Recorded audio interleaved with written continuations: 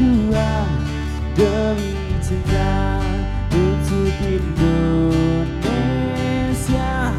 Teruslah bertahan, walau dihancurkan, disakiti, kau tetap berdiri di sini untuk Indonesia. Jadilah legenda, kita bisa dan percaya. Lihatlah hujan indahnya, bergemulainya pohon kelapa. Para gadis yang mulai menari kibarkan merah putih untuk Indonesia. Kita punya semua, 1000 budaya dan kekayaan alam yang takkan terkalahkan untuk Indonesia. Jadilah legenda, kita bisa dan percaya. Darah Indonesia, akulah lilin satu. Darah Indonesia, mengejar selamanya. Darah Indonesia, walau badai menyadap, kau takkan pernah hilang. Walau badai menghadang Indonesia.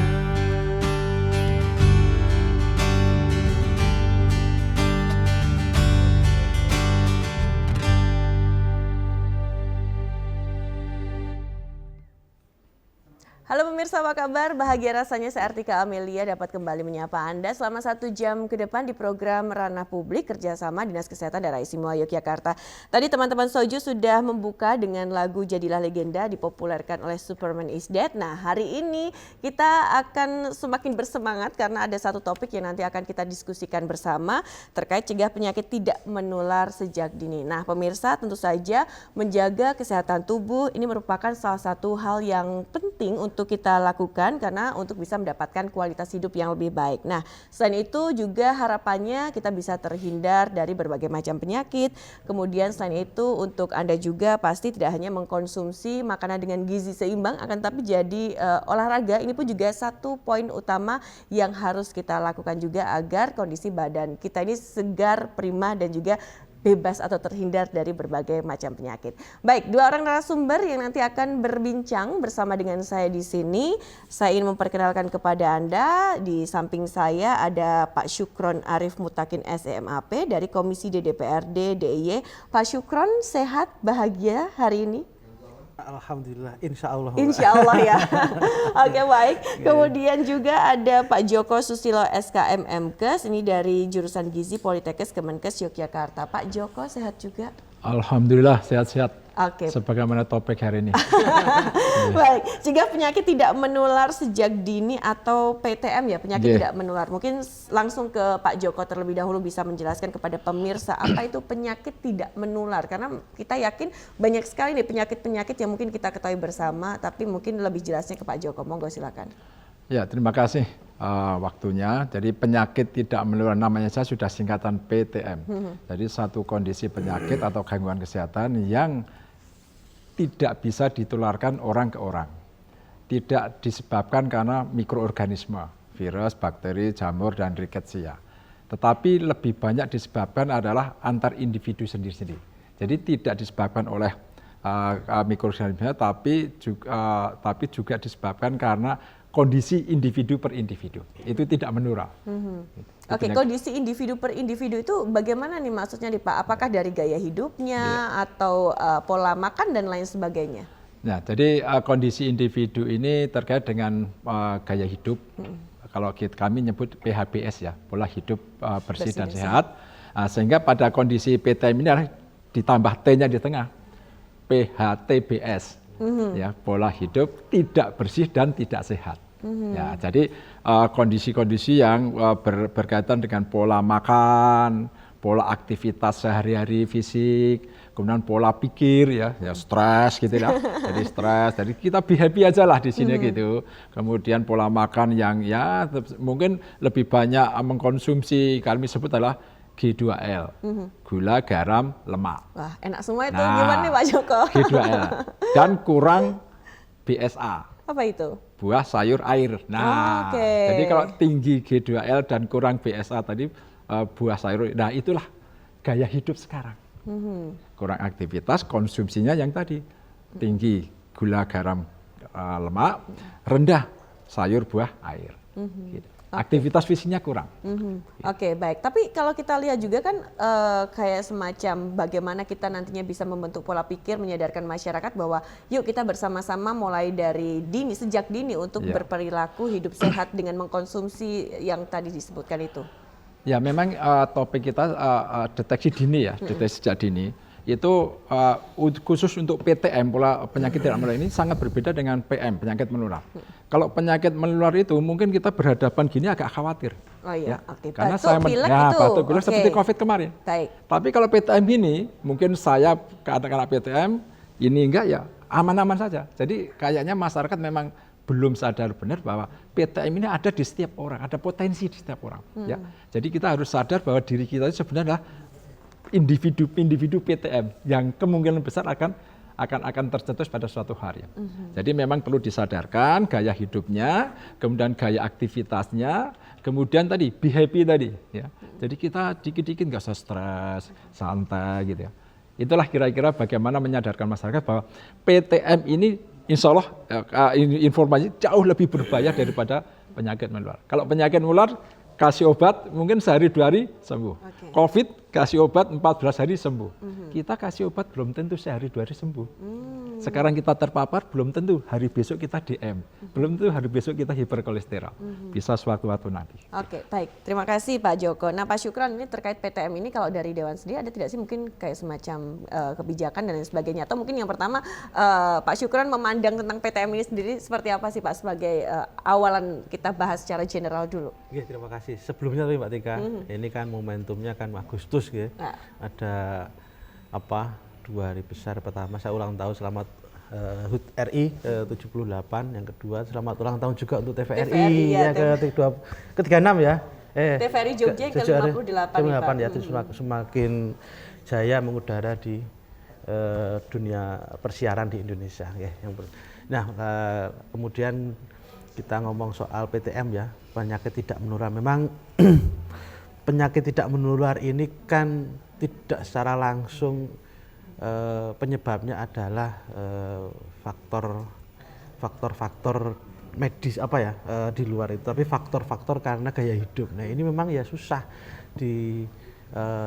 menurut kami ini potensinya untuk masyarakat Jogja sangat tinggi karena Jogja sekarang perkembangannya sudah sangat cukup pesat ya. Jogja menjadi kota yang berkembang. Dulu saya masih ingat betul kalau kita itu jam 9, jam 10 udah tidur gitu kan. Kalau sekarang jam 9 itu baru keluar. Baru keluar, ngopi, nongkrong gitu kan.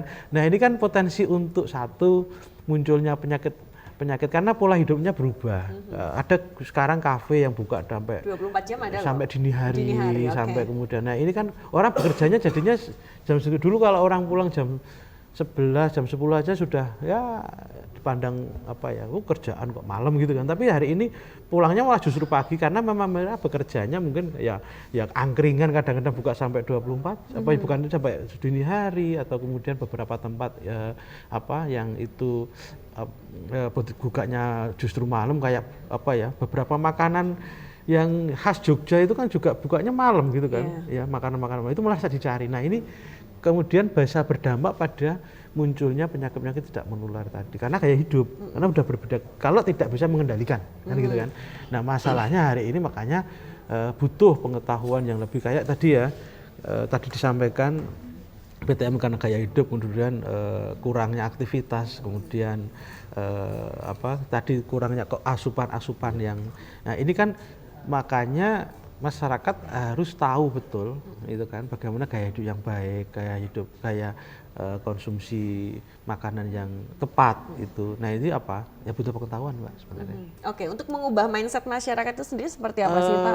Sebenarnya itu masing-masing sih Mbak. Kalau kita mau cari informasi yang tepat, ya kalau misalnya, ya saya sering keluar malam gitu kan, karena sosialisasi misalnya kan gitu kan, sampai malam sampai jam 12 baru pulang. Habis itu biasanya perlu lapar mampir bakmi gitu kan ya, akhirnya jadinya malam harusnya tidur nggak keisi, tapi karena kondisi ya mungkin harus makan nggak, godaannya itu lebih banyak itunya godaannya, akhirnya ya sudah bakmi bareng sama atau makan malam sama kader-kader misalnya. Jadi artinya itu membuat itu terus menerus ya, akhirnya kemudian kadang yang kita maunya disiplin tapi akhirnya karena tuntutan pergaulan misalnya menjadi tidak disiplin, ya kalau kita nggak mau mengandalkan diri ya akhirnya ya sudah itu menjadi terbentuk muncul potensinya PTM menjadi lebih besar. Nah memang satu pengendalian diri itu ada di masing-masing individu lah, bagaimana dia mengendalikan godaan-godaannya, imannya kuat enggak gitu. Gitu. Oke, saya ke Pak Joko. Pak Joko, kalau untuk penyakit tidak menular yang paling banyak ditemukan tuh apa Pak saat ini? Yang juga mungkin dikhawatirkan begitu untuk efek jangka panjang. Nah ini kebetulan alhamdulillah ini momen di 2022-2023 ini Kementerian Kesehatan sedang melonsing namanya transformasi kesehatan. Nah itu sebenarnya ujung-ujung sananya itu untuk menghandle 4 atau 5 kasus PTM ya yang sekarang ada. Ada istilah singkatan ini, KJSUD. KJSUD. K kanker. J jantung pembuluh darah hipertensi. S stroke. U urologi perkemian atau sering disebut dengan ginjal, gagal ginjal. Yang D ini yang paling ujung tapi yang paling membahayakan diabetes mellitus. Penyakit gula. Nah, 5 inilah yang menyebabkan kematian sekarang tertinggi, bahkan tidak di Indonesia, di dunia. Ya, tertinggi. Ya, paling tinggi paling nomor 1 stroke. Di bawahnya ya adik-adiknya tadi. Ya, JSUD tadi gitu ya. Nah, inilah yang sekarang sedang digarap oleh pemerintah, terutama Kementerian Kesehatan supaya semua sadar bahwa KJSUD itu makin lama bukan makin berkurang. Harus kita kurangi tapi makin lama malah makin bertumbuh. DM saja dulu dikenal dengan namanya penyakit usia lanjut dulu. Ya kita punya bapak ibu mbah itu di atas 60 baru DM. Sekarang 40, 30 bahkan balita anak SD SMP sudah kena DM. Ini kata di gaya hidup tadi ya. Nggak ada aktivitas, makannya sembarangan, mau tidur pun masih mengkonsumsi. Nah ini KJSUD ini juga inilah yang menyebabkan BPJS itu ya, tergerus itu gara-gara 5 ini. Bayangin saja mau ginjal ya cuci darah. Itu udah berapa biaya. Stroke kita tahu alat-alat stroke kayak apa modelnya. Jantung, alat-alat jantung itu yang banyak menggerus dana BPJS itu di situ. Sehingga kita ingin Indonesia sewaktu ini terkendali lah. Menurunkan derajat agak susah tapi bisa terkendali. KJSUD, kanker, jantung, urologi, ginjal, stroke, dan diabetes mellitus.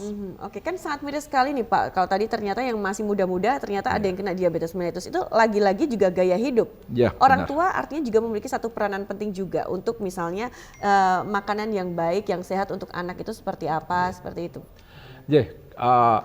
Kalau di pendidikan kesehatan itu faktor keluarga itu nomor 1. Sekolah di kesehatan, kuliah itu nomor sekian keluar.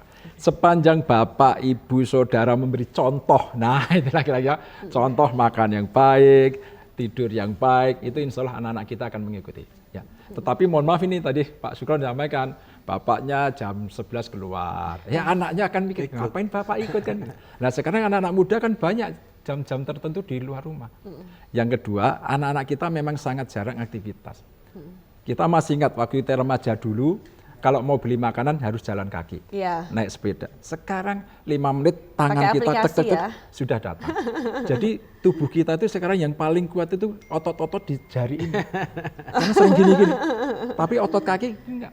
Nah ini pola makan tidur ya. Harusnya yang bagus itu 1 jam sebelum tidur makan terakhir. Kalau saya biasa tidur jam 9, jam 8 itu atau jam 7 makan terakhir. Jangan makan lagi. Tapi sekarang anak kita di samping tempat tidur aja camilan. Kadang dini hari terbangun buka kulkas makan. Ini gaya hidup. Dan itu tidak disadari. Ya. Dan yang kedua juga budaya kita melakukan cek dini itu juga memang masih rendah. Cek dini. Oke, baik. Nanti pentingnya cek dini itu apa sih? Kita bahas ya. Kita harus jeda iklan terlebih dahulu. Pemirsa, tetaplah bersama kami di Ranah Publik.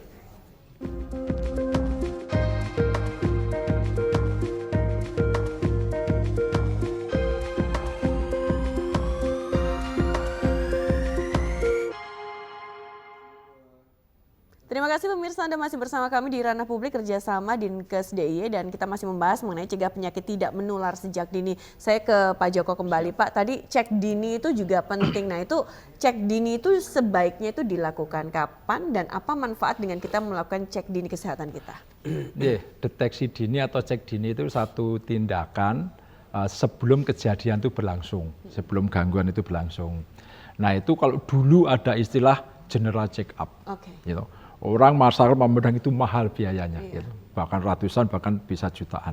Itu kalau dulu memang umumnya itu 6 bulan sekali, minimal 1 tahun sekali. Nah, sekarang itu sebenarnya akan lebih bagus yang murah-murah saja cek dini untuk mendeteksi gangguan-gangguan kita ada atau tidak. Ya misalkan yang paling sederhana yang sekarang banyak dipromosikan itu adalah satu gula darah, yang kedua kolesterol, yang ketiga asam urat, yang terakhir adalah hipertensi, tensi, tekanan darah. Itu 4 itulah sekarang murah kok di beberapa tempat. Tapi ingat itu bukan diagnosis, itu hanya tanda gejala. Jangan sampai nanti, saya kolesterolnya sudah 150, langsung saya kan nggak kena kolesterol. Nah, itu hanya tanda saja. Ya, kalau general check up ya itu baru diagnosis. Ya. Nah ini 4 ini adalah deteksi dini. Ya kalau bisa itu minimal 6 bulan sekali, lebih bagus ya sebulan sekali. Itu saya ingat saya ada di beberapa tempat itu 50.000 itu udah bisa 4 atau 5 indikator itu. Ya, sehingga kalau kita tahu, saya kok kolesterolnya tinggi, berarti besok harus mengurangi apa. Saya kok sekarang hipertensi, berarti saya harus, mungkin kemarin banyak stres, banyak kerja kan gitu. Ya, ini kok gula darahnya tinggi, berarti besok saya harus makan apa. Dan itu deteksi dini sebenarnya, itu contoh deteksi dini sederhana. Di samping masyarakat juga mengenal gejala-gejala. Ya, misalkan tengkuk saya kok agak kaku-kaku kan, ini kemungkinan kolesterol. Betul. Kok pinggang saya agak capek-capek, kemungkinan ada asam uratnya tinggi. Persendian ini kok kaku-kaku, nah itu asam urat. Nah itu adalah tanda-tanda yang perlu disosialisasikan terus ke masyarakat tentang PTM ini. Oke. Gitu. Nah deteksi dini itu pun juga bisa dilakukan kepada anak-anak juga atau bisa. Bagaimana? Semua bisa dilakukan. Apalagi mohon maaf ya kalau di keluarga itu sudah punya ada potensi resiko. Nah bapaknya menurut saya ini bapaknya gemuk, obesitas, ibunya obesitas, anak obesitas. Ini adalah keluarga berisiko.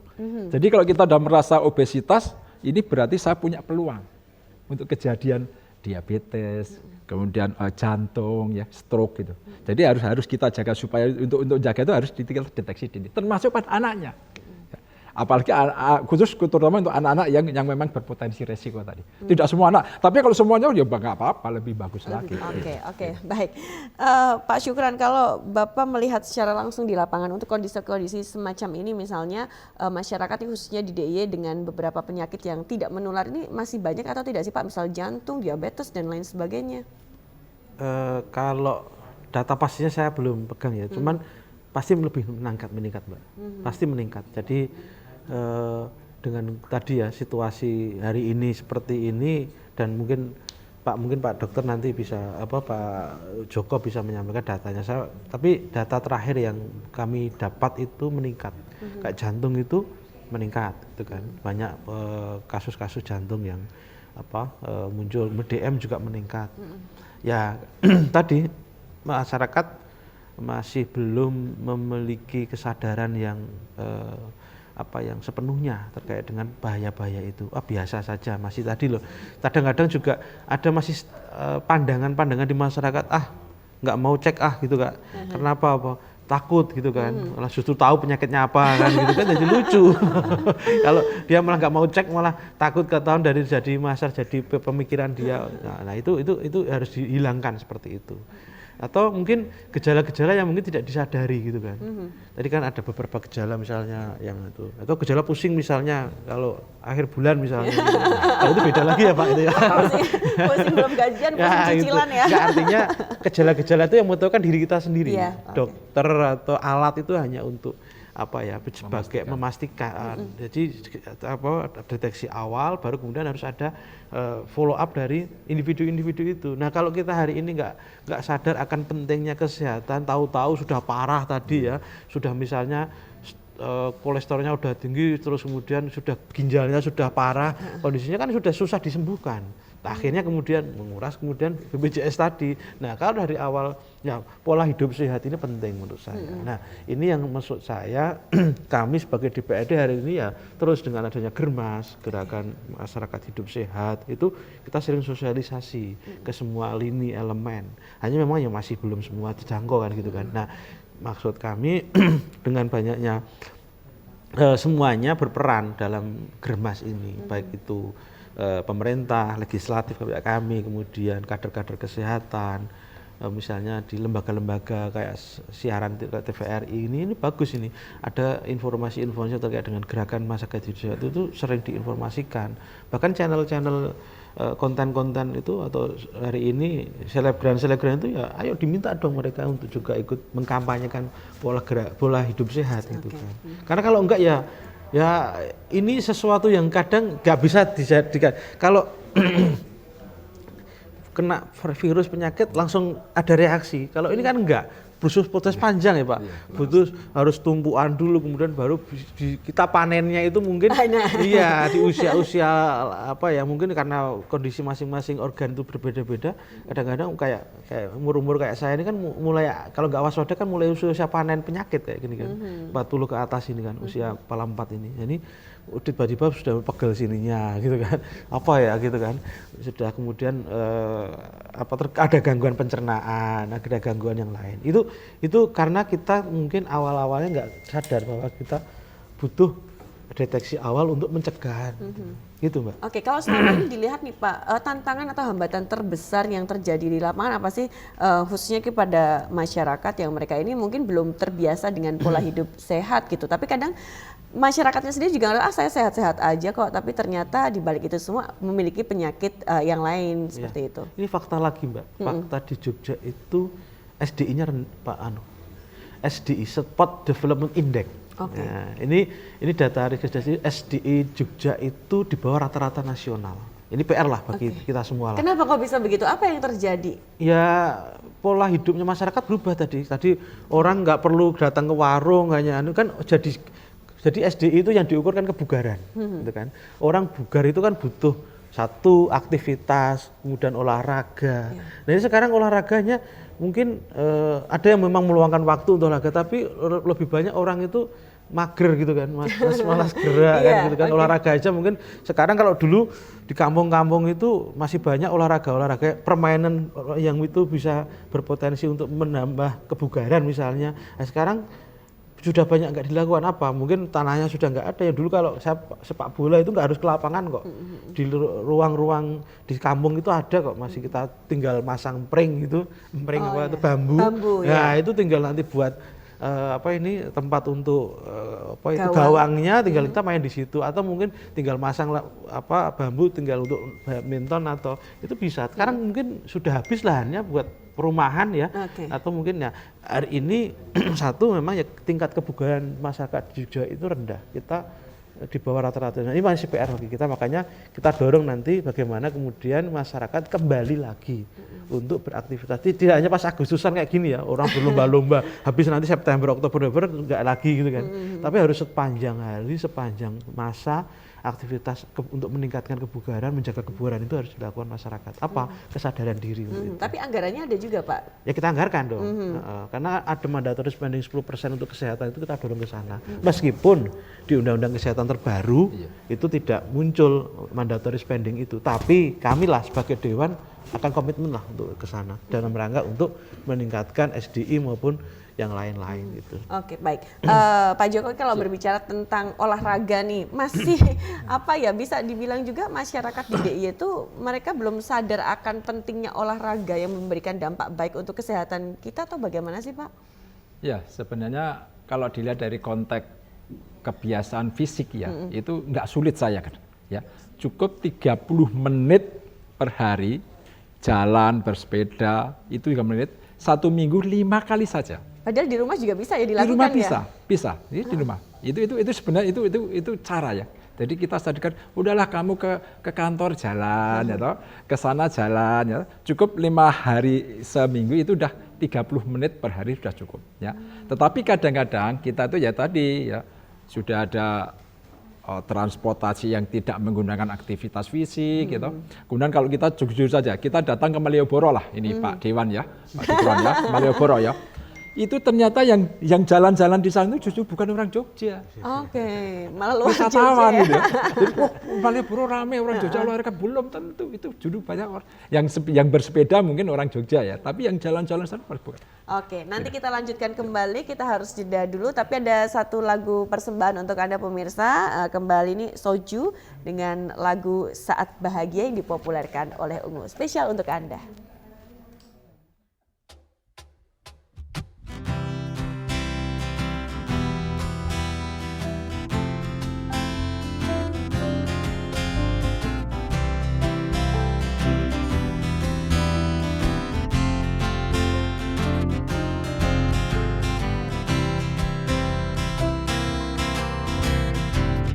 Saat bahagiaku duduk berdua denganmu, hanyalah bersamamu.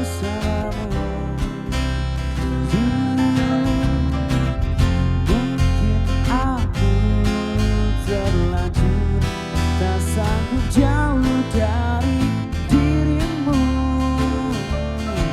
Ku ingin engkau selalu untuk jadi milikku, ku ingin engkau mampu, ku ingin engkau selalu bisa temani diriku sampai akhir hayatku, meskipun itu hanya terucap dari mulutku,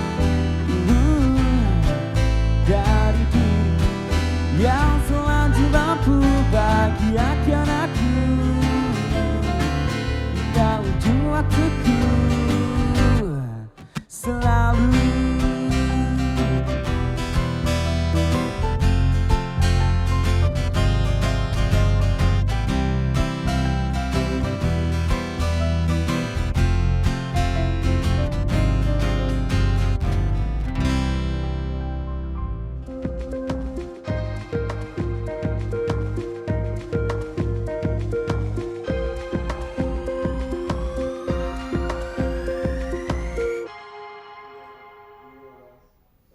Terima kasih pemirsa, Anda masih bersama kami di Ranah Publik kerjasama Dinkes DIY dan kita lanjutkan kembali untuk perbincangan kita. Saya ke Pak Joko lagi. Pak, sebenarnya PTM itu lebih berbahaya tidak sih dengan penyakit menular kalau kita bandingkan maksudnya?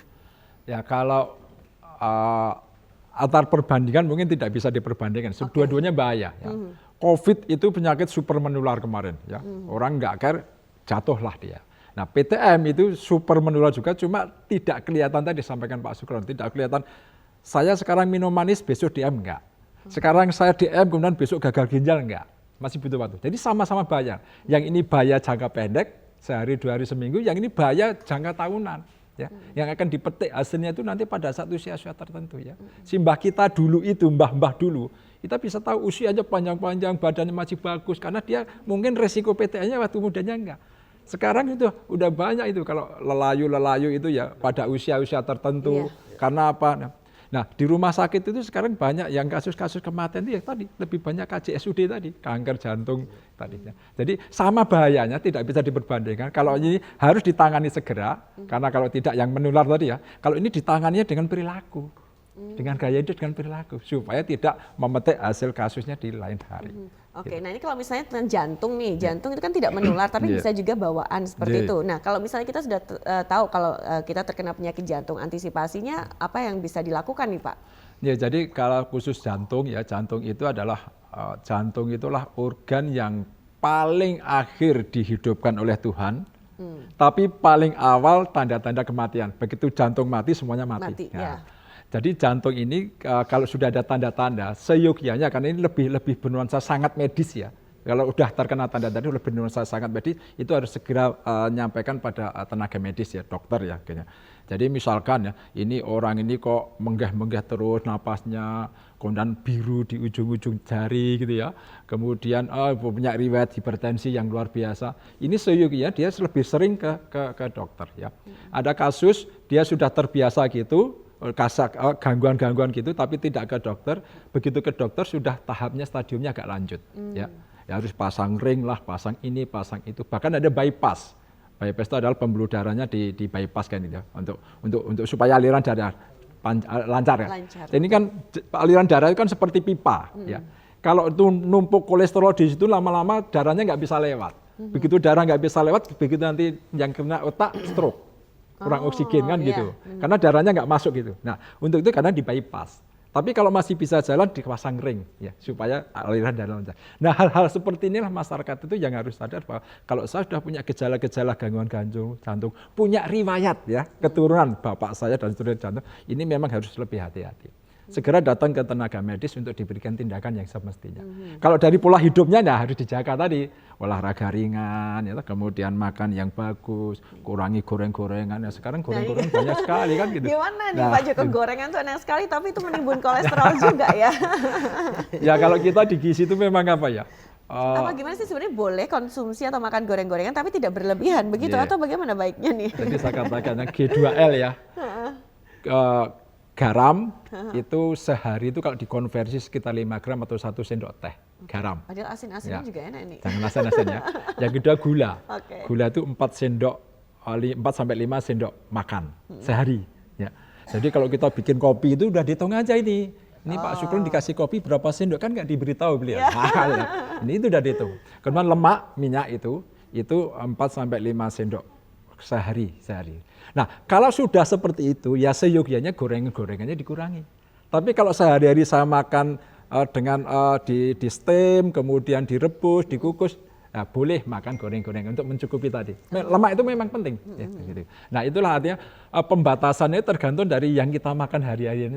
Kalau saya hari ini, tadi pagi saya rebus, nanti siang kukus. Nah, berarti sore boleh makan gorengan. Tapi kalau sudah makannya sebal santan, ya toh, itu ya beresiko. Yogyakarta ini Pak Sukron saya sampaikan, Yogyakarta sebenarnya berpeluang untuk kasus-kasus yang DM. Karena makanan kita itu khasnya kan manis, ya nggak manis bukan Jogja katanya kan gitu. Gorengan juga banyak. Jadi itu memang masyarakat harus diberi hati-hati. Gitu. Oke, jadi yang bisa memanage adalah diri kita sendiri ya. Oke, untuk menjadi bisa lebih sehat juga dan olahraga itu juga paling penting. Nah, ini nih untuk Pak Syukron nih, apalagi anggota dewan ya, banyak sekali aktivitasnya, makanan juga kurang teratur. Nah, tingkat stresnya juga tinggi, stresornya ini kan juga sangat rentan dengan hal-hal yang demikian nih Pak. Mungkin ada sedikit tips deh nih untuk mengantisipasi ataupun kita bisa berpola hidup sehat berkaca dari anggota dewannya. Ya, ini saya Mbak, saya cerita ini teman kita dalam periode ini sudah 5 yang ada. Dan rata-rata ya PTM. Ada juga yang COVID ada, tapi karena memang dia punya riwayat ini PTM gitu kan. Itu udah 5 Mbak periode ini Mbak. Luar biasa, yang memang kami selalu diminta untuk selalu menjaga karena ya aktivitas kami memang tinggi, kemudian pola kadang-kadang kalau sudah makannya juga kadang-kadang ya apa aja dimakan, kadang bukan apa saja makan apa yang mungkin sedang di semua, misalnya kayak kita pas nginep di hotel gitu kan apa itu semua gitu, banyak kan gitu pilihannya. Kadang-kadang kalau nggak mau ngontrol ya kita akan itu berlebihan. Terus tapi ya alhamdulillah ini di sekretariat dewan kan juga tiap 1 tahun sekali dicek gitu kan, 1 tahun sekali dicek untuk apa ya.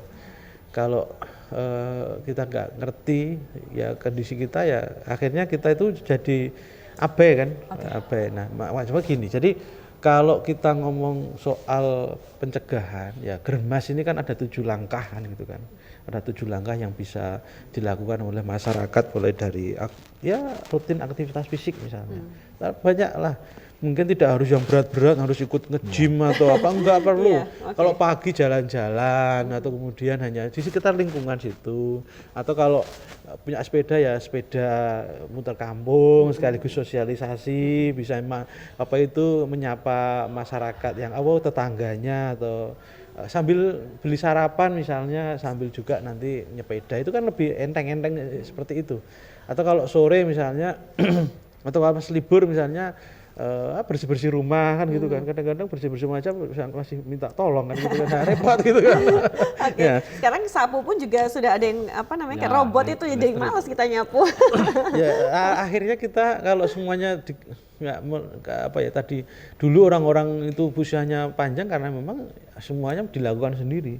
Ya, kita itu kadang-kadang disuruhkan orang lain, kadang-kadang jadi itu memang itu baik, cuman hari ini harus ada yang kita lakukan sendiri dalam rangka untuk aktivitas. Yang kedua ya makan buah sayur tadi itu kan bagian dari germas, dan tidak merokok. Ini agak susah buat saya nih. Karena saya perokok gitu kan. Ya, kemudian tidak mengkonsumsi makanan beralkohol, kemudian melakukan pemeriksaan kesehatan secara berkala, menjaga kesehatan lingkungan sama menggunakan jamban yang sehat. Nah, ini 7 hal yang itu dilakukan untuk gerakan masyarakat hidup sehat. Kalau itu diterapkan, saya kira potensi untuk munculnya PTM juga bisa dikurangi lah faktor-faktor resikonya tadi. Ya, selain yaitu tadi kebiasaan-kebiasaan yang itu membuat kita abai pada hal-hal yang terkait dengan kesehatan. Ya, kalau kita mau, karena semakin ini kan Indonesia ini ya, termasuk Jogja ini kan ya tingkat kesejahteraan semakin bagus gitu kan. Mau beli apapun bisa. Cuman itu tadi, kalau kita nggak bisa mengendalikan kontrol diri, pengendalian dirinya kurang, ya jadi yang terjadi panen penyakit tadi. Dan itu di usia-usia yang mungkin sudah kita tidak produktif. Nah, repot kan, masih produktif masih bisa nyari duit ya Pak. Ya, tapi kalau sudah nggak produktif, nggak punya kalau pegawai negeri ada pensiunannya. Tapi kalau yang orang-orang swasta gitu sudah selesai, tidak bekerja, tidak produktif, tidak ada pendapatan, kemudian mau bayar BPJS susah karena sudah nggak Nah, ini yang terjadi, yang masyarakat miskin, ya rawan miskin gitu kan, ada miskin rawan miskin ini menjadi bertambah di Jogja ini kan, mungkin ya faktor-faktornya juga itu juga kemiskinannya masih tinggi karena mungkin mereka tidak mempersiapkan di usia lanjutnya karena dulunya mampu kemudian tidak mampu karena faktor-faktor itu. Itu mungkin juga loh Mbak, karena masih bacaan-bacaan kami sebagai anggota dewan gitu. Oke, baik. Tapi sekarang gini juga sih, saya ke Pak Joko aja ya. Masih ada anggapan masyarakat loh, kalau misalnya orang dulu nih Pak kan makan kan seadanya bebas, toh juga nyatanya sehat-sehat aja. Nah sekarang kita padahal makan sudah diatur, kemudian pola makannya juga sudah berusaha sebaik mungkin sesuai dengan gizi seimbang. Tapi kok tetap aja ada penyakit yang terdapat di dalam tubuh kita. Apa yang terjadi nih kok bisa seperti ini? Ya sebenarnya faktor makanan itu hanya salah satu faktor ya. Jadi ibarat saya masuk energi 2000. Oke. Kalau kemudian saya keluarkan 2000 pas, nggak akan ada tumpukan lemak di tubuh saya. Nah, makanan saudara kita, mbah kita dulu masuk 2000, apapun masuk ya. Anak sekarang juga 2000. Tetapi simbah kita dulu, orang dulu aktivitas fisiknya dikeluarkan untuk mengurangi yang 2000 tadi. Nah sekarang ya toh, masuk 2000, duduk nyantai ya toh, kemudian main game itu. Nah yang keluar apa? Ya, apalagi masuknya malam hari. Ya toh. Yang keluar apa? Itu bisa jadi seminggu itu bisa bertambah 1 kilo beratnya. Dengan bertambahnya berat badan, tumpukan lemak dalam tubuh kita, itulah resiko munculnya kasus-kasus PTM. Ya. Jadi sebenarnya apapun yang dimakan itu nggak jadi masalah. Hanya memang kadang-kadang ada yang menganalogkan bahwa makanan dulu kan alami, makanan sekarang kan tidak alami. Ya. Nah sekarang kan ya tadi pilihannya banyak sekarang. Ya. Simbah-simbah kita dulu pilihannya di situ, sekarang pilihannya banyak. Tetapi bukan masalah makanan tadi, tapi masuknya sama keluarnya itu harus berimbang. Gitu. Maksudnya dulu. Apalagi kalau lingkungan keluarganya sudah punya potensi resiko. Nah sekarang contoh saja misalkan di perkantoran ya, perkantoran. Pada jam-jam tertentu itu saya kok punya keyakinan banyak makanan masuk ke kantor itu. Ya. Dengan cara misalkan ojol atau apalah gitu ya, itu masuk. Kenapa? Karena karyawannya itu dulu jalan ke warung. Oke, sekarang tinggal duduk. Sekarang udah tinggal datang main makanan duduk datang. datang makanan. Padahal di kantor itu sudah disediakan sepeda. Oke. Ya, kan ada sekarang kantor ini kan sepeda, DPRD pun ada sepeda. Ada. Tapi kadang-kadang dia nggak dimanfaatkan. Ngapain sepeda, ngapain jalan, mau gini aja dia datang. Ya. Jadi memang budaya aktivitas fisik ya. Saya juga bukan contoh yang baik. Ya. Saya juga berusaha seminggu sekali saya ke kantor bersepeda dari rumah. Sepeda ontel lagi. Saya penggemar ontel itu. Kemudian dari Sabtu atau Minggu minimal salah satu Sabtu atau Minggu syukur dua-dua bersepeda berkeliling sampai ke Malioboro gitu, sampai ke Sleman gitu. Ya, supaya tadi makanan yang saya masukkan selama seminggu itu segera saya keluarkan sebanyak-banyaknya. Oke, baik, terima kasih Pak Joko. Semakin menarik. Kita masih punya satu sesi lagi. Kita akan lanjutkan lagi pemirsa untuk perbincangan kita hari ini. Tetaplah bersama kami di Ranah Publik.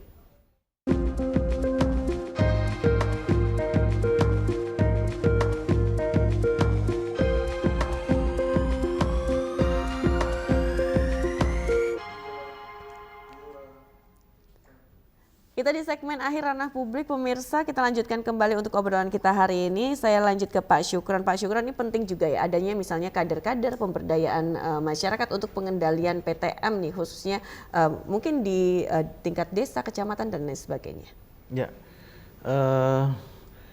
memang kader-kader ini sangat penting dalam rangka untuk menginformasikan terkait dengan budaya hidup sehat.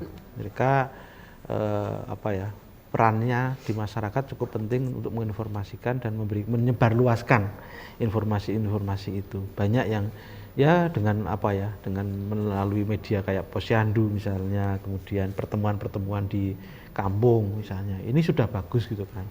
Nah, memang kembali lagi sebenarnya kalau kita mau sehat itu informasi apapun pasti itu gampang sebenarnya diterima melalui kader, melalui pemuka-pemuka masyarakat, melalui pemuka-pemuka agama. Sebenarnya kan kita dorong aja, digencarkan memang. Hanya memang ya nyun sewu ya itu tadi kembali lagi ke pribadi kalau saya betul. Kalau pribadinya mau sehat gitu kan, dia mau mencari sendiri informasi mencari itu kan. Nah, maksud kami hari ini kita itu sebenarnya kesehatan itu harus ditanamkan sejak dini sebenarnya. Pengetahuan tentang budaya hidup sehat, budaya pencegahan penyakit-penyakit itu potensi munculnya penyakit itu ditanamkan sejak dini. Mulai PAUD, mulai TK itu harus diberikan pemahaman itu. Kalau terbiasa dari kecil, saya kira budaya kemudian melakukan budaya hidup sehatnya terbawa terus sampai remaja bahkan sampai dia tua. Jadi yang pertama saya lakukan menurut saya hari ini bukan kemudian sosialisasi pada orang-orang yang sudah punya risiko besar gitu, tapi orang sejak dini dari mulai pendidikan sejak dini itu diberikan pemahaman itu dan dibiasakan. Orang tuanya nanti tinggal mengikuti gitu kan. Kadang-kadang kan kita itu kalah sama anak-anak kita ya Pak. Di sekolah diajarin gitu kan, tapi kemudian dia bawa ke rumah, orang tuanya tidak melakukan sesuatu yang contoh yang baik tadi, akhirnya dia yang dipandang orang di rumah aja orang tua aku nggak melakukan itu, akhirnya dia mengikuti pola-pola orang tua tadi keluar malam tadi ya Pak. Nah, maksud saya hari ini selain anak-anak satu pendidikan itu juga diberikan tentang pola hidup sehat itu. Yang kedua, orang tua juga diberikan pendidikan lewat apa? Ya media-media pertemuan orang tua wali siswa. Tapi kadang orang tuanya sibuk nih Pak. Nah itu tadi karena perkembangan zaman kan itu kan kayak gitu. Cuman saya kira kesadaran itu harus memang dibentuk. Sibuk pun sibuk itu kan semua orang pasti gitu kan punya kesibukan. Cuman di sela-sela kesibukannya, kemudian di sela-sela aktivitasnya, mosok ya nggak punya waktu khusus gitu kan. Meskipun saya sendiri kadang-kadang ya Indonesia kalau saya keluar kota pasti saya raketang sebentar kita muter-muter di lingkungan situ, atau kadang ya renang misalnya untuk menjaga kebugaran. Itu pentingnya menjaga kebugaran itu ya harus dari diri sendiri dan dorongan lingkungan. Ya kalau kita kumpulnya orang-orang yang memang abai pada kesehatan ya kita akan sama kan gitu kan. Kalau malam begadang misalnya, ya memang seneng gitu kan. Tapi faktor nanti resikonya akan kita tunai di kemudian hari itu yang kita kadang-kadang lupa. Hari ini kadang nggak bisa sebulan, sehari 2 hari langsung dirasakan, harus tahunan. Iya. Kalau flu kena virus langsung kena, minum obat langsung istirahat, Tapi, tidur selesai. iya, nggak langsung reaksinya badan itu langsung ada faktor kita rasakan. Tapi kalau ini kan enggak, jantung itu harus butuh bertahan, kecuali yang bawaan tadi ya. Tapi yang PTM ini butuh panjang, dan kalau kitanya taunya sudah parah, nah itu yang repot. Makanya budaya hidup sehat, perilaku hidup bersih dan sehat itu juga dijalankan sejak dini dan mulai dibiasakan di keluarga dulu. Di keluarga dulu Mbak, jangan kemana-mana dulu. Keluarga kecil dulu aja, satu rumah itu menerapkan itu, dan semua menerapkan itu, kemudian komunitas di lingkungannya, kemudian di RT, RW, Dukson dan yang lain-lain. Itu terbentuk dengan sendirinya dan menjadi karakter budaya masyarakat Indonesia. Jogja misalnya hari ini sampah misalnya. Oh iya. Ya ini budaya membuang sampah aja susah gitu kan. Piungan ditutup, akhirnya orang bengok-bengok bingung mau buang sampah kemana. Harusnya kan bisa mendaur ulang, mengubur, menyimpan atau mendaur ulang. Ini kan budaya sebenarnya. Nah, dari mana? Ya dari kita sendiri.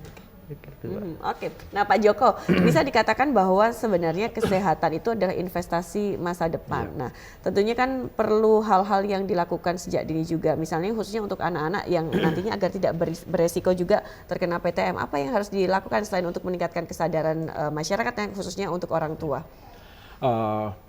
Ada istilah ya, mencegah itu lebih baik daripada mengobati. Ya. Mencegah lebih baik daripada mengendalikan. Ya. Jadi untuk hal-hal supaya tidak berlanjut panjang tadi ada 2 kata, pencegahan dan pengendalian. Ya. Mencegah itu adalah segala sesuatu belum terjadi. Ya. Ini tadi pola hidup, baik itu pola hidup makan maupun pola hidup yang lain. Yang kedua lingkungan. Ya, lingkungan. Tapi kadang lingkungan nggak mendukung. Nah itulah lingkungan harus mendukung. Kalau di perkantoran upayakan di situ ada stesen untuk sepeda, ada stesen untuk trek, gitu, jalan. Itu lingkungan. Yang ketiga adalah pencegahan. Yang ketiga ini yang paling inti pada diri sendiri adalah identifikasi diri. Bagaimana itu caranya? Berat badan ideal, indeks massa tubuh, cek gula darah, cek kolesterol, cek asam urat dan cek tekanan darah. Itu individu, ya. Kira-kira punya saya itu udah ideal belum? Kan gitu. Nah, ini individu. Itu pencegahan. Nah, begitu masuk pada pengendalian, ini sudah ada resiko. Sini sudah ada resiko nih kalau pengendalian itu ya. Itu dengan kata-kata cerdik. Nah, apa itu istilah cerdik? Nah, ada istilahnya juga nih Pak. Sekaligus saya ingin mempromosikan ini tagline dari pemerintah khususnya di DIY ya. Cerdik. CERDK. C, cek kesehatan secara rutin. Ya. Oh ini saya punya resiko, mari kita cek. Kemudian enyahkan asap rokok, bukan enyahkan rokok ya, tapi enyahkan asap rokok. Rokoknya. Asap rokoknya ya. Artinya bagi yang tidak perokok pun harus ada di lingkungan yang tidak ada asap rokoknya. Ya. Yang R, rutin aktivitas fisik. Olahraga nih misalnya. Olahraga. 30 menit sehari, 5 hari seminggu. D, I, diet. Nah tadi makan ya. Makannya harus diatur. Tadi saya katakan jangan TG2L, tinggi garam, gula, lemak. Ya, maksimalkan buah, sayur, air. Ya. Nah, yang terakhir K, kendalikan stres. Nah, ini nih yang karena mungkin juga pekerjaan itu kan banyak dan lain sebagainya, permasalahan kadang stres juga nih Pak. Nah, kalau kendalikan stres itu lebih bernuansa spiritual ya. Artinya kalau kita mengerjakan sesuatu itu dengan senang. Dengan enjoy. Mencintai pekerjaannya berarti ya. Jangan grundel, jangan pernah menyalahkan pihak lain kalau kita gagal. Itu pengendalian stres. Kalau kita mohon maaf ya, saya selalu menyalahkan Pak Sukron. Saya yang stres, Pak Sukronnya nggak stres. Ya, pihak lain nggak akan stres, tapi saya yang selalu stres. Tenang dalam bekerja, mencintai pekerjaan. Kalau ada sesuatu, selesaikan dengan bijak. Keep smiling, ya. Keep spirit. Ya. Itu tetap semangat, itu insya Allah stres akan terkendali. Itu cerdik. Cerdik ya. Baik. Baik. Ini juga sudah di penghujung acara. Mungkin kita bisa ngobrol di lain kesempatan, Pak Joko. Mungkin singkat saja ada yang ingin disampaikan untuk closing statement kepada pemirsa. Silahkan. Baik. PTM adalah investasi jangka panjang. Artinya kita harus berinvestasi penyakit-penyakit yang bisa kita kendalikan. Ya. Jangan sampai kita memberikan investasi pada anak cucu kita nanti. Ya, saya sudah tua nanti yang repot, bukan repot ya, mungkin yang akan berusaha banyak anak cucu saya. Ya. Supaya kita nanti di tua itu enjoy, senang, tidak merepotkan orang lain. Cegahlah PTM, kendalikan PTM sejak dini. Oke, baik. Terima kasih Pak Joko. Pak Syukron, silahkan. Ya, untuk mencegah PTM muncul itu adalah dengan apa?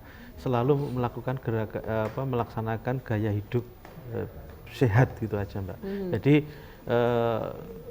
kita kalau kendalikan apa ya, aktivitas yang mungkin itu berpotensi pada munculnya penyakit-penyakit yang itu tidak kita inginkan di kemudian hari. Baik, terima kasih Pak Syukron dan juga Pak Joko untuk insight-nya hari ini. Kita bersama-sama mulai dari diri kita untuk bergaya hidup sehat. Nah, olahraga penting, jangan stres juga. Keep smile tadi kalau kata Pak Joko. Don't worry, be happy. Don't worry, be happy. Oke, baik. Gak ada uang tetap happy juga ya Pak ya. Baik pemirsa, saya Artika Amelia harus pamit dari ranah publik kerjasama Dinkes DIY. Ada satu lagu terakhir yang akan dinyanyikan oleh Soju. Ini dipopulerkan oleh Pamungkas, lagunya itu Kenangan Manis. Dan kita akan berjumpa lagi di lain kesempatan. Sampai jumpa.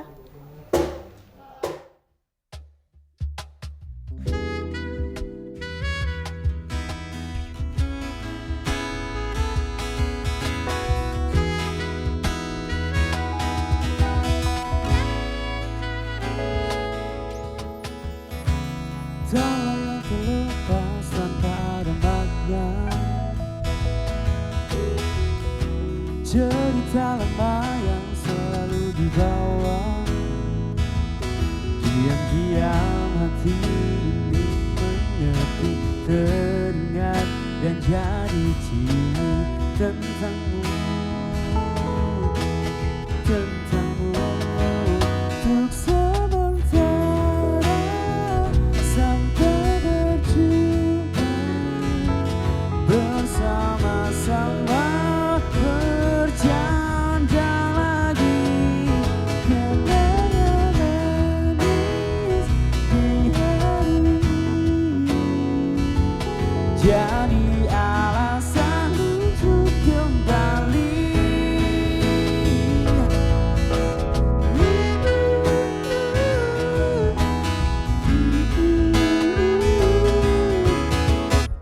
Semua mimpi tinggi dan segala teman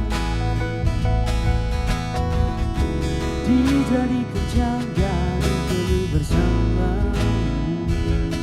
Terkadang mata bicara seakan-akan semua rahasia.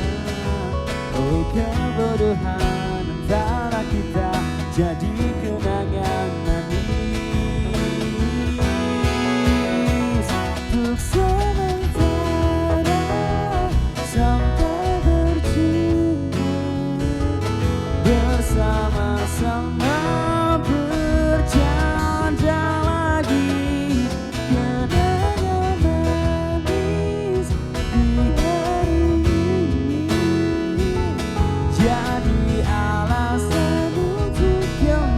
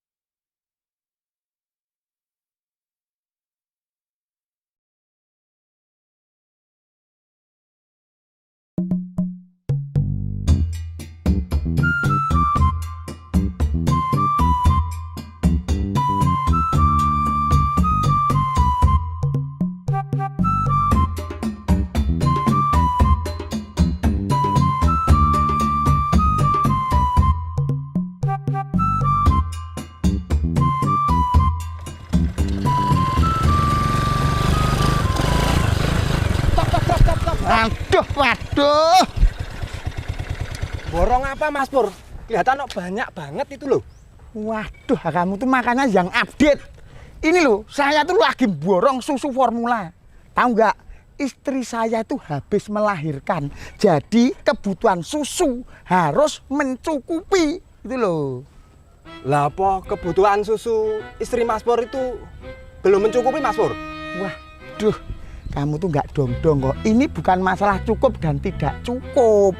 Tapi masalahnya biar stoknya banyak. Semuanya bisa tercover gitu loh. Iya ya Mas Pur, keluarga Anda itu kepecutan. Kecukupan Mas Pur. Wah, Jan kamu tuh. Gini loh, tak jelasin sini tau. Makanya deket sini loh. Anak kecil itu, bayi, itu kalau dikasih susu formula seperti ini, perkembangannya bagus, biar cepet gede, gizinya terpenuhi. Itu paham? Paham Mas Pur? Minggir! Wah! Ganggu saya tuh. Ditunggu istri saya. Wah, bisa dimarahi habis-habisan ini. Nyegat-nyegat. Minggir!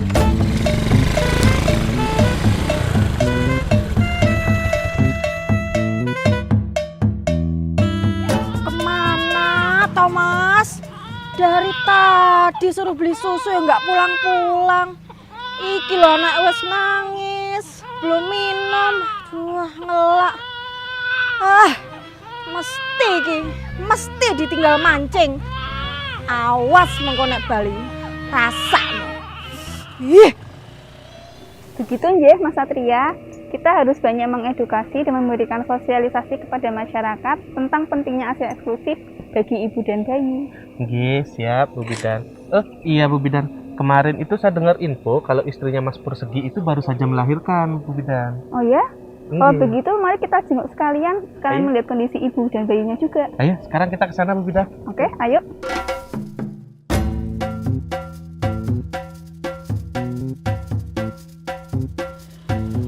Mas, sampean iku sekolah ndi wae toh?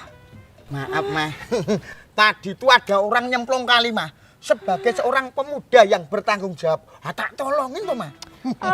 Nolongin. Paling ya mbok tinggal mancing. Hok toh?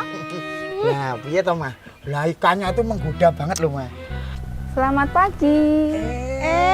Bu Bidan. Ada apa ini? Nggih. Ada apa ini kok ribut-ribut? Ini loh Bu, Mas Pur. Dari tadi loh saya suruh beli susu. Nggak pulang-pulang malah ditinggal mancing. Lah emangnya beli susu apa, Bu?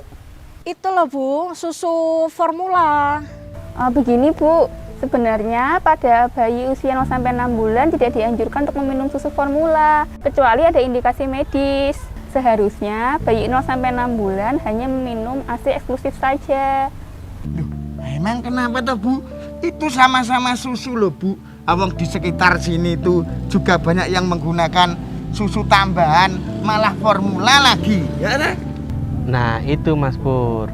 Memberi susu formula pada bayi usia 0 sampai 6 bulan itu adalah budaya yang keliru.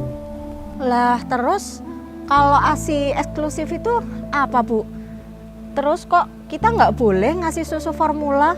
ASI eksklusif itu adalah ASI yang diberikan pada bayi sejak dilahirkan sampai usianya 6 bulan tanpa menambahkan atau mengganti dengan minuman atau makanan lainnya. Dengan memberikan ASI, maka pertumbuhan dan perkembangan bayi akan optimal, meningkatkan kecerdasan anak, serta meningkatkan kekebalan tubuh sehingga mengecilkan risiko untuk terkena infeksi. Selain itu, untuk ibu juga bagus, bisa mengurangi risiko terkena kanker payudara. Tapi Bu, saya tuh cemas, tertekan. Soalnya ASI saya itu kan keluarnya cuma sedikit. Makanya saya kasih tambahan susu formula. Nah, ada beberapa faktor Bu yang menyebabkan ASI hanya keluar sedikit. Antara lain, kondisi psikis ibu yang tertekan, stres, cemas, atau depresi. Kurangnya intensitas menyusui, posisi menyusui yang kurang tepat, serta pemenuhan gizi ibu menyusui yang kurang optimal. Nah, itu juga menjadi tugasnya Mas Pur, menjaga seorang istri supaya tidak stres. Supaya apa? Produksi ASI-nya itu lancar, cukup buat bayinya Mas Pur. Kui Mas, rungokno. Jangan bikin aku marah-marah terus. Iya, Ma, maaf. Oh iya, tadi katanya Mas Pur beli susu. Boleh saya lihat? Oh, ini. Nah, Walah, piye to Mas Pur? Ini kan susu khusus lansia, Mas Pur. mosok sih, Pak? Mas Pur. Nah, tadi Mas Pur sudah tahu kan apa itu ASI eksklusif? Ayo, mari sama-sama kita mengajak warga dan masyarakat lainnya untuk ikut serta melaksanakan dan mensukseskan program ASI eksklusif.